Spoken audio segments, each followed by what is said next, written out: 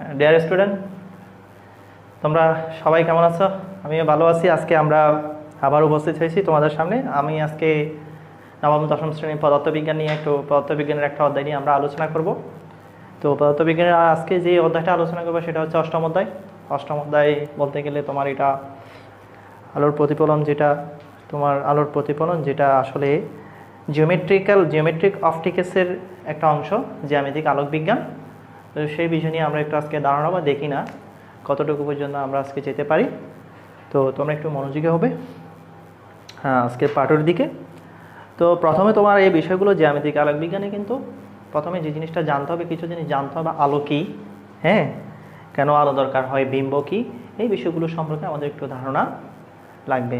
যদিও আমি বিম্ব সম্পর্কে ধারণা পরবর্তীতে ডিটেলস দিচ্ছি, প্রথমে কিন্তু আমরা বেসিক আলোচনা থেকে শুরু করব। তো আসলে আলো কী? আলো হচ্ছে এক ধরনের শক্তি যেটা আমাদের চোখে কোনো কিছু আসলে আমরা যে বস্তুটা দেখতে পাই। কোনো কিছু থেকে কোনো আলোক রশ্মি আমাদের চোখে আসলে আমরা সেই বস্তুটা দেখি। হ্যাঁ, তো এখানে এই দৃশ্যমান আলোর একটাই আছে, যেটাকে তোমার ইংরেজিতে বলা হয় ভিজিবল স্পেকট্রাম। ভিজিবল স্পেকট্রামে কিন্তু তোমার একটা রেঞ্জ আছে, যেটা 400 থেকে 700 ন্যানোমিটার। এই রেঞ্জের মধ্যে আমরা আলোটাকে দেখে থাকি। ঠিক আছে, যেমন মনে করো আমার হাতে একটা মার্কার আছে, আমার হাতে যে মার্কারটা আছে সেখান থেকে যখন আলোক রশ্মি আমাদের চোখে এসে প্রবেশ করে তখন আমরা সেই বস্তুটা দেখি। ঠিক আছে, আমরা সেই বস্তুটা দেখি। এখন এটা কিন্তু একটা বস্তু, এটা অসংখ্য বিন্দু বস্তুর সমন্বয়ে গঠিত। যেমন মনে করো আমরা আলোর ক্ষেত্রে যেটা বলি, একটা বিন্দু বস্তু থেকে যখন আলোক রশ্মি এসে পড়ে আমাদের চোখে এসে তখন আমরা সেই বস্তুটা দেখি। তবে এই অধ্যায়ের মধ্যে যেই কথাটা বিশেষ করে আসছে, আমি বললাম তোমার এটা একটা পুরোটা মার্কার। মনে করো এই মার্কারটা এখানে আছে, তাহলে এখান থেকে আলোক রশ্মিটা যখন আমাদের চোখে প্রবেশ করে তখন আমরা সেই বস্তুটা দেখি। এটা কিন্তু পুরো একটা কি বস্তু, কিন্তু যে কোনো একটা পয়েন্টের কথা আমরা বিশেষ করে পড়ে থাকি। যেমন মনে করো এখান থেকে বিভিন্ন ধরনের কালার আছে, শুধুমাত্র আমি প্রথম দিকে এই কালারটা দেখতে পাচ্ছি। হ্যাঁ, তো এই কালার থেকে যে আলোক রশ্মিটা আমাদের চোখে এসে প্রবেশ করার পর আমরা সেই বস্তুটা দেখে আমাদের মস্তিষ্কের মধ্যে জানান দেয় এখানে একটা কি আছে, বস্তু রয়েছে। হ্যাঁ, তো সেটার আগে আমাদের বিশেষ করে বিম্ব এটা সম্পর্কে জানতে হবে। আমরা কখন বস্তুটা দেখি, কোনো বস্তু থেকে যখন আলোক রশ্মি আমাদের চোখে এসে পড়ে তখন আমরা সেই বস্তুটা দেখি। যেমন মনে করো এখন এই বস্তুটা আমার এই হাতে রয়েছে, যদি বা তোমার দেখতে ম্যাজিকের মতো। হ্যাঁ, আগে ছিল আমার এখানে, এখন আমরা এই বস্তুটা দেখতেছি, তোমরা যারা আমার সামনে আছো। তো এখন ম্যাজিকের মতো এটা দেখতেছো কেন? এখান থেকে আলোক রশ্মি তোমার চোখে যাচ্ছে বলে তুমি এই বস্তুটা দেখতে পাচ্ছ। আবার হঠাৎ করে আমি মনে করলাম কি এখান থেকে বস্তুটা এখানে চলে আসছে, এখন বাম থেকে ডানে চলে আসছে, একদম ম্যাজিকের মতো, কিন্তু তুমি এটা দেখতে পাচ্ছ, এটা অন্য জায়গা থেকে তোমার দেখা যাচ্ছে। যেমন মনে করো একজনও যদি এই বস্তুটা দেখে তাহলে একজনও দেখে, এখানে যদি 100 জন থেকে 100 থেকে, আর মনে করো পুরো হল রুমে অসংখ্য মানুষ আছে, সবাই কিন্তু এই বস্তুটা দেখতে পাচ্ছে, কিন্তু একটা বস্তু কিন্তু দেখতেছে 200 জন অথবা অসংখ্য মানুষও দেখতেছে। তাহলে এখান থেকে আমরা বুঝি বস্তু একটা, কিন্তু অনেকজনের কাছেই কিন্তু এটা কি চলে যাচ্ছে। দ্যাট মিনস আমি তোমাকে বুঝিয়ে চাচ্ছি বস্তু একটা, এখান থেকে আলোক রশ্মি যখন আমাদের চোখে এসে পড়ে তখন মস্তিষ্কটা আমাদেরকে জানা যায়, তখন আমরা বুঝতে পারছি যে সেখান থেকে একটা কি বস্তু আছে। আমাদের চোখ থেকে কিন্তু সরাসরি কি আলো কোথাও যায় না। যেমন মনে করো এটা এমন একটা সোর্স, এখান থেকে কোথাও থেকে এখানে কিছু একটা আলো পড়ছে, সেখান থেকে আমাদের চোখে এসে আলো পড়ছে, তখন আমরা বস্তুটা দেখি। তো আমরা আসলে এখানে বস্তুর কথা বলতেছি, তবে আমরা এই অধ্যায়ের মধ্যেই বিন্দু বস্তু নিয়ে কিন্তু কাজ করবো বেশি। কেমন? তো আশা করি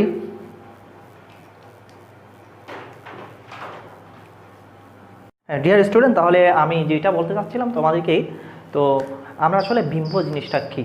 হ্যাঁ, বিম্ব জিনিসটা আসলে এমন একটা বিষয়। আসলে আমি একটা কথা তোমাকে বলবো, বিম্ব বলতে আমরা যে জিনিসটা বুঝবো বুয়া। হ্যাঁ, আসলেই বিম্বটা বুয়া।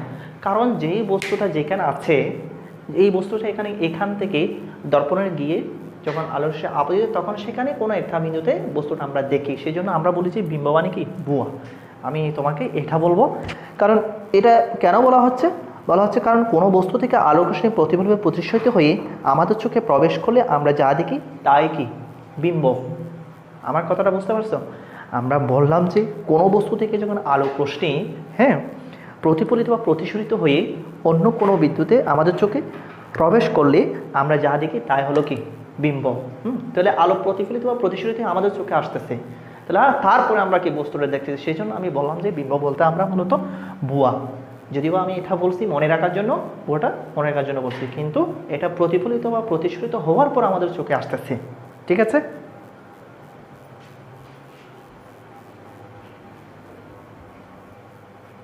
সুপ্রিয় শিক্ষার্থী, তাহলে আমি তোমাদেরকে বিম্ব সংজ্ঞাটা তারপর আমি একটু বোর্ডের মধ্যে হোয়াইট বোর্ডের মধ্যে লিখে দিলাম, তোমরা একটু দেখো বিষয়টা একটু, আমি তোমাদেরকে একটু মানে হাতে হাতে দেখিয়ে দিচ্ছি। যেমন বিম্ব, কোনো বস্তু থেকে আলোক রশ্মি প্রতিফলিত অবলিক প্রতিসরিত হয়ে আমাদের চোখে প্রবেশ করলে আমরা যা দেখি তাই বিম্ব। এটা হচ্ছে তোমার বিম্ব সংজ্ঞা। তো বিম্ব সম্পর্কে আমাদেরকে জানতে গেলে আগে প্রতিফলক সম্পর্কে নিয়ে কিছু জানতে হবে। প্রতিফলক বিষয়টা কি? তাহলে মসৃণ বা চকচকে তল যেখান থেকে আলো আপতিত হয়ে পুনরায় ফিরে আসে সেটাকে বলা হচ্ছে কি তোমার প্রতিফলক। তো আমাদের এখানে এই তোমার বিম্ব আলোর প্রতিফলনের মধ্যে এই প্রতিফলক বিষয়টা আমাদেরকে কী করতে হবে, এটা সম্পর্কে একটু ধারণা রাখতে হবে, কনসেপশনটা ক্লিয়ার রাখতে হবে। কেমন? হ্যাঁ সুপ্রিয় শিক্ষার্থী, আমরা আসলে এই দর্পণের ক্ষেত্রে আমাদেরকে আরও একটা জিনিস জানতে হবে, সেটা হচ্ছে পাড়া লাগানো বা সিলবারিং। সিলবারিং বা পাড়া লাগানো কি? যেমন একটা দর্পণের একটা পাশে যদি কি আমরা কি রূপার পলিভক্ত বা সিলবারিং করে, তখন অন্য পাশে আমরা যখন কোনো বস্তু দিকে দাঁড় করে তখন সেই বস্তুটা দেখি, অর্থাৎ যেটা হচ্ছে পাড়া লাগানো। পাড়া লাগানোটাকে বলা হচ্ছে সিলবারিং করাকে বলা হয় কি পাড়া লাগানো। ঠিক আছে? আচ্ছা, তো আমি তোমাকে বলবো, আমি এখানে একটা চিত্র দিয়েছি, মানে একটা জ্যামিতিকভাবে একটা চিত্র অঙ্কন করেছি, সেই চিত্রটা একটু দেখো। মনে করো MOM' একটা এইটা একটা কী নিলাম, MOM' একটা থল নিলাম, যে তলের মধ্যে এ বিন্দু থেকে একটা আলোক রশ্মি ও বিন্দু থেকে আপতিত হয়েছে, আপতিত হওয়ার পর সেটা প্রতিফলিত হয়ে OB পথে চলে গেছে। তো আমরা এই তলের উপরে MOM' তলের উপরে ON লম্ব অঙ্কন করলাম, যেটাকে আমরা অবিলম্ব বলি। কেমন? তো এখন কথা হলো, এখানে সবগুলোর বর্ণনা একটু আমাদের দিতে হবে। এটা হচ্ছে তোমার কি আপতিত রশ্মি। আপতিত রশ্মি আমি এখানে লিখেছি আপতিত রশ্মি, আপতিত রশ্মি আপতিত রশ্মি, যেটাকে আমরা বলি ইনসিডেন্ট অফ রে। আরেকটা যেটা আছে, এই যেখানে ও বিন্দু কিন্তু আপতন বিন্দু, এটাকে আপতন বিন্দু, সেটাকে যখন আমরা ইংরেজিতে বলি এটাকে বলা হচ্ছে ইনসিডেন্ট পয়েন্ট। কেমন? তারপর দেখো তুমি বিও প্রতিফলিত রশ্মি, যেটাকে বলা হচ্ছে রিফ্লেকশন রে। হ্যাঁ, একইভাবে ON অবিলম্ব, যেটা নর্মাল লাইন। হ্যাঁ, নর্মাল লাইন। এরপরে কোন যেটা AON, যেটাকে তোমার আপতন কোণ বলা হয়। কি বলা হয়? আপতন কোণ বলা হয়। আপতন কোণকে আমরা প্রকাশ করি I দিয়ে, AON আপতন কোণ, যেটাকে অ্যাঙ্গেল অফ ইনসিডেন্ট। তারপরে দেখা যাচ্ছে কোণ BON, এটা BON হচ্ছে আর, এটা হচ্ছে আর, এটা হচ্ছে তোমার প্রতিফলন কোণ, প্রতিফলন কোণ, যেটাকে ইংরেজি নাম হচ্ছে অ্যাঙ্গেল অফ রিফ্লেকশন। কেমন?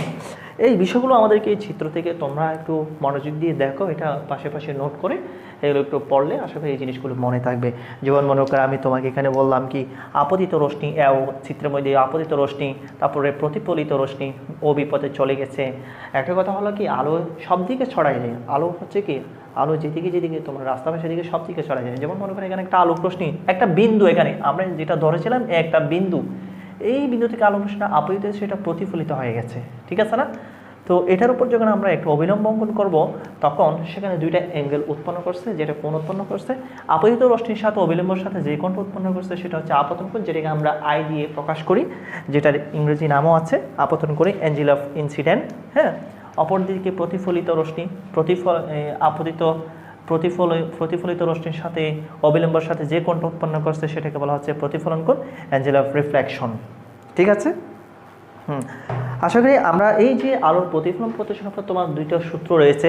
যেমন প্রথম সূত্র যেটা, সেটা হচ্ছে আপতিত রশ্মি প্রতিফলিত রশ্মি অবিলম্ব একই সমতলে থাকে। তোমরা এই চিত্রটা দেখো, এই চিত্রটা দেখলে তুমি বুঝতে পারবে এখানে আপতিত রশ্মি, প্রতিফলিত রশ্মি এবং আপতন বিন্দু একই সমতলে অবস্থান করে।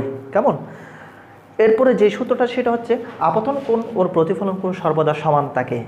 আপতন কোণ এবং প্রতিফলন কোণ সর্বদা সমান থাকে। দেখো এখানে দেখলেই তুমি বুঝতে পারবে AON এটা আপতন কোণ, যেটাকে আমরা I দিয়ে প্রকাশ করি, BON এটা প্রতিফলন কোণ, যেটাকে আমরা R দিয়ে প্রকাশ করি। সেজন্য আমরা লিখতে পারি আপতন কোণ সমান প্রতিফলন কোণ, মানে এই কোণ দুইটা কী থাকে, সমান থাকে।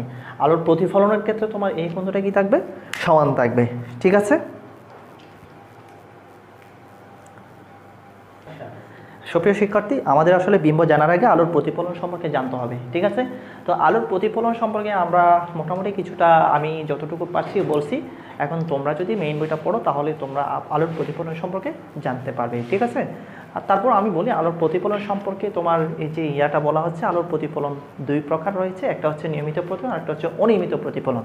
কীরকম দেখো, মনে করো আমি একটা দর্পণ নিলাম, এখানের উপর আলো কি যেভাবে আপতিত হচ্ছে, যেভাবে আলো পতিত হচ্ছে ঠিক ওগুলো সমান্তরালে কী হয়, প্রতিফলিত হয়। যেটা অর্থাৎ আলো আপতিত হওয়ার পরে যখন সমান্তরালভাবে কী হয়, প্রতিফলিত হয়, তোমার সেটা হচ্ছে তোমার আলোর নিয়মিত প্রতিফলন। কেমন? আরেকটা যেটা, এটা কিন্তু তোমার সমান, হ্যাঁ। আর একটু অনিয়মিত প্রতিফলন, যেটা তোমার তলটা কিন্তু এলোমেলো, এটা কিন্তু একদম স্ট্রেট, এটা মানে এটা হচ্ছে তোমার আলো নিয়মিত প্রতিফলন। আর এটা কিন্তু স্ট্রেট না, এখানে দেখো একটু এলোমেলো এবড়ো তেবড়ো রয়েছে। তো যেটার উপর আলো যখন আপতিত হয়েছে, কিছু আলো এদিকে আসছে, যেমন এটার উপর আলো ওইদিকে চলে গেছে, অর্থাৎ তোমার প্রতিফলনটা বিচ্ছিন্নভাবে ঘটে থাকে, এটা ব্যক্তভাবে প্রতিফলনটা ঘটে থাকে। সেই কারণে এটাকে বলা হচ্ছে আলোর কি, ব্যক্ত প্রতিফলন অথবা অনিয়মিত প্রতিফলন। তো আসলে তো আমরা আগে আলোর বিন্দু, আমরা আগে বিন্দু বিম্ব তৈরি করব। এখন তোমার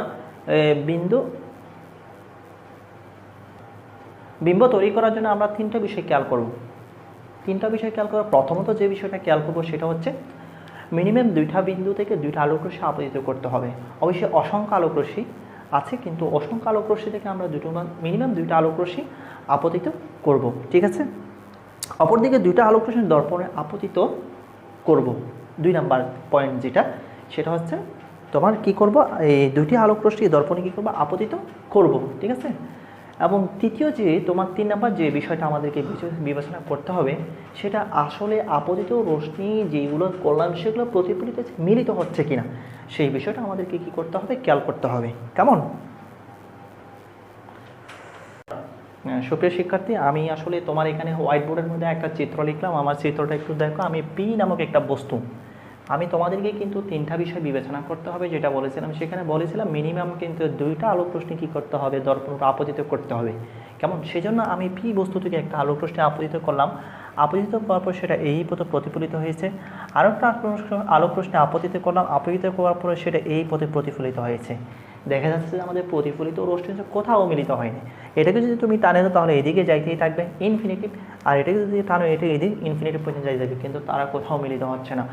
যখন মিলিত না হয় তখন কি করবো, আমাদেরকে যেহেতু বিম্ব তৈরি করতে হবে, তখন আমরা সোজা কেউ কানটা ধরে উপর দিকে টানে দেবো। তাহলে কি হয়েছে এখানে, যখন এটাকে কানটা ধরে উপর দিকে টানে দিলাম, আমি এই আলোকরশ্মি আলতোভাবে কিন্তু দিয়েছি, এটা ঝাপসা করে দিয়েছি, কারণ এটা ডাইরেক্ট কিন্তু মিলিত হয় নাই। সেজন্য যখন এই আলোকরশ্মিকে পিছনের দিকে বর্ধিত করে দিলাম, এটাকে পিছনের দিকে বর্ধিত করে দিলাম, তখন সেটা একটা বিন্দুতে মিলিত হয়েছে, পি প্রাইম বিন্দুতে। এই পি প্রাইম বিন্দুটা হচ্ছে পি বিন্দুর একটা বিম্ব। তাহলে আমরা বিম্বটা এভাবে তৈরি করি। সমতল দর্পণের ক্ষেত্রে কিন্তু এভাবে বিম্ব তৈরি হয়। হ্যাঁ, ঠিক আছে। তো এখন আসো, অবশ্যই বস্তুটাকে দর্পণের অভিমুখে কি করতে হবে, রাখতে হবে। আমরা যদি মনে করো বস্তুটাকে দর্পণের পিছনে রাখলে, তাহলে সেই ক্ষেত্রে তো বিম্ব তৈরি হবে না, তাই না? তো সেই ক্ষেত্রে আমাদেরকে কি করতে হবে, এটা দর্পণের সামনে অভিমুখে রাখতে হবে। যখন প্রতিফলিত রশ্মি জয় সরাসরি মিলিত হয়, তখন সেই ক্ষেত্রে যে বিম্বটা তৈরি হবে সেটা হচ্ছে বাস্তব বিম্ব, যেটাকে সৎবিম্ব বলা হয়।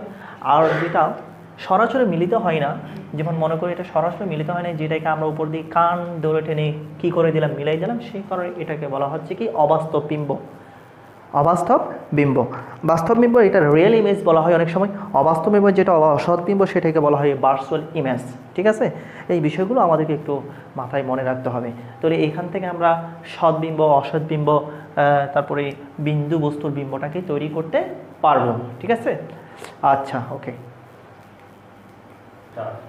সুপ্রিয় শিক্ষার্থী, তাহলে আমি আজকে আপাতত যে জিনিসগুলো তোমাদেরকে একটু পাঠদান করলাম, সেগুলো একটু তোমরা একটু বেশি বেশি একটু খেয়াল করবে, দেখবে, একটু নোট করে পড়বে। আশা করি তোমাদের সমস্যা হবে না। আমরা যদি বা পদার্থবিজ্ঞানে আজকে প্রথম ক্লাস দিলাম অষ্টম অধ্যায়ের, তো আমরা আলোর প্রতিফলন, আলোর প্রতিসরণ দুইটাই কিন্তু খুব গুরুত্বপূর্ণ, খুব গুরুত্বপূর্ণ অধ্যায় এসএসসি পরীক্ষার্থীদের জন্য। নবম দশম শ্রেণী এসএসসি পরীক্ষা খুব গুরুত্বপূর্ণ অধ্যায়। তো আমি আপাতত যে বেসিক্যালি যেগুলো দিচ্ছি, তোমরা এই জিনিসগুলো একটু তোমরা পড়লে সবাই আশা করি পরীক্ষায় ভালো করবে। আশা করি সবাই সুস্থ থেকো, ভালো থেকো। আল্লাহ হাফেজ।